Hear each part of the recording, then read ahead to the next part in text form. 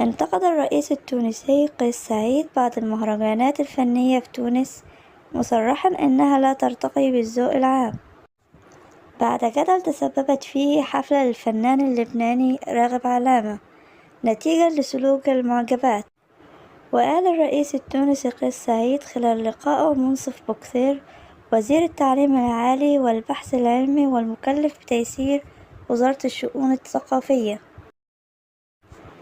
أن المهرجانات الثقافية بتساهم في الثقافة الوطنية، لافتا إلى أن إقامتها ترمي إلى الارتقاء بالذوق العام. وقال في بيان نشرته الرئاسة التونسية: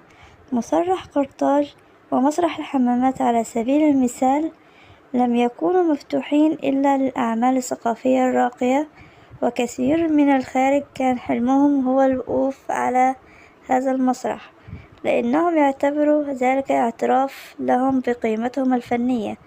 بل وحتى توجه لمسيرتهم عكس ما يحصل اليوم في المهرجان المذكور في عدد من المهرجانات الأخرى.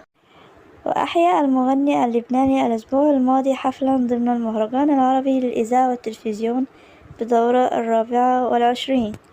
وخلال الحفل صعد إلى المسرح بعض المعجبات من الجمهور الحاضر، إحداهن رقصت مع راغب علامة وغنت معه بطريقة وصفها البعض عبر مواقع التواصل الاجتماعي بأنها مستفزة.